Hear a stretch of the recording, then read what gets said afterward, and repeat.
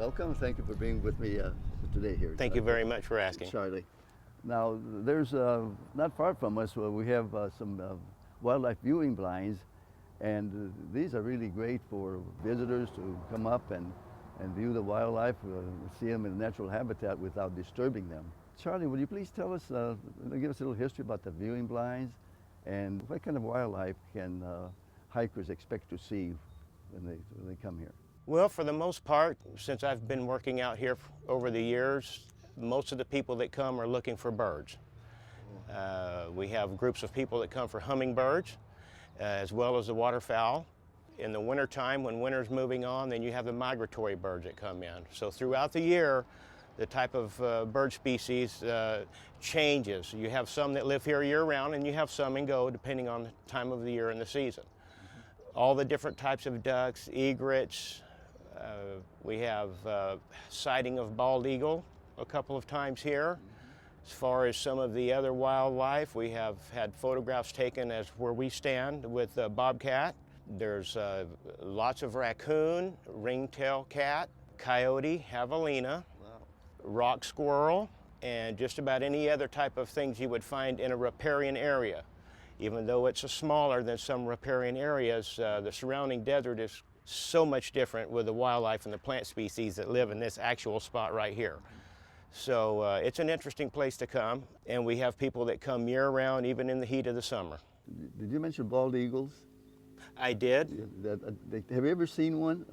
Myself, I haven't, but we do have some hikers that come on a regular basis, and they have taken photographs, and I have actually seen the photographs. The eagle was here for about 3 days at one time. Wow. And then the following season, it was here for almost a week, but I haven't seen it since. Myself, I didn't see it. I did see the photographs though, and the people that took the photographs are bird watchers. So they come on a very regular basis, and they were just lucky enough to catch it at the time. Yeah, I know a gentleman, that his house butts right up to the park here, and he called me. He was very concerned because there was some cleanup being done of brush, and he was concerned that I hope they don't do too much because of the bald eagle that comes here, and he was very concerned. So that's interesting that there's a bald eagle in this area. Well, the cleanup is minimal, and they rotate. We don't go in one area and clear cut it out. On occasion, we will do some light thinning, but we'll rotate from one year to the next so that one spot is never bare. So there's always plenty of habitat for any of the wildlife that come in, particularly at night. We close at sundown, and the wildlife, of course, there's a lot of wildlife that comes out after sundown. So it's very quiet over here, and all the animals feel comfortable coming down and getting their water at night. And I have seen a big increase in the wildlife here. Now, tell me, how does this area evolve into a wildlife destination? There's a feeder lake, and now it's a wildlife destination. In many cases, if you create an environment, they just happen to show up. I know that we did that on my grandfather's farm. We created a couple of ponds, and before you know it, 2 or 3 seasons, there's so much wildlife there that you never saw before. So once you create the environment, they just naturally show up. Wow. Now, here over on 59th Avenue, which is just, right behind us here. Yes. And further down is that pedestrian bridge that was built over 59th. Yes. And that can be a beautiful job, which is now, of course, a migration corridor. Yes, it is. Well, with the widening of 59th Avenue, everyone felt like the animals needed a safe place to cross. And this corridor is very helpful, and it's also helpful in the fact that it actually has vegetation on it. It isn't just a paved bridge. It has vegetation on it, so a lot of the wildlife feel much safer crossing. They have little areas to hide, and they don't really feel like they've left the desert that much just to get across that traffic, and it's helped quite a bit. Before the bridge was there, occasionally you would see wildlife out on the roadway, but now that the bridge is there, it's helped tremendously. Now, when you were a ranger for how many years? I've been with the city for 22 years, been out here probably 14 years, and a ranger for most of that time. Now, as a ranger out here, I'm sure you got a lot of questions from people, the hikers and other folks that were visiting here.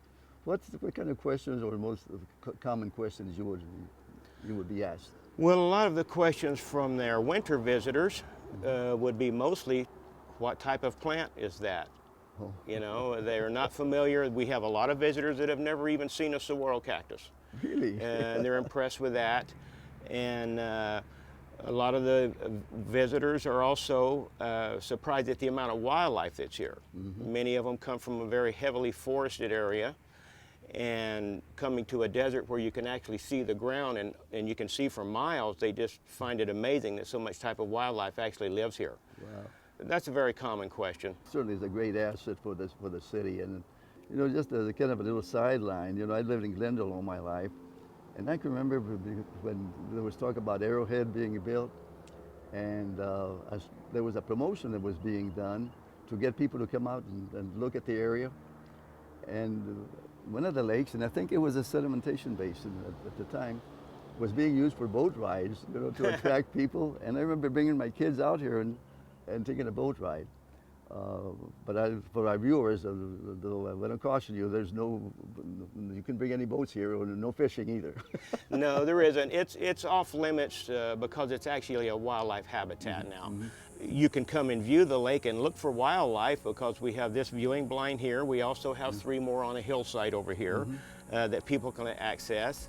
And most of the bird watchers that come, they have the big binoculars, the cameras with the long lens, and they seem to be very happy with what they find here, particularly not having to drive so far from home. Is there anything, you know, before we cut out, is there anything that sticks in your mind, that any incidents or anything that's happened over the years when you were here that kind of sticks out in your mind? Well, there's many incidents that's happened over the years, but I suppose one thing that I would like to pass along is that people that come and hike our trails just don't bring enough water. Okay. And that's an issue. So I would like to make sure that people are aware of it. It takes more than you might think. Mm-hmm. It's okay to take water back. You know, you don't have to run out along the way. If you have some left over, it's fine to take it back. So I would like to make sure that people understand that, because mountain rescues are difficult, and it puts our mountain rescue people in danger at sometimes in the middle of the summer. So just make sure you bring plenty of water, bring binoculars. Mm-hmm. You miss a lot of things without binoculars. You can get so much closer when you have the binoculars. Mm-hmm. And I think it'll make the trip much more interesting. We have restrooms and shade in the picnic ground, and we have barbecue grills, and we do accept reservations for those. Well, Charlie, you know, this has been very informative, and I really want to thank you for taking the time. You're retired now, taking the time. I am. To come and visit with us today. Well, thank you so much for asking. I appreciate it very much. Okay, thank you. Thank you.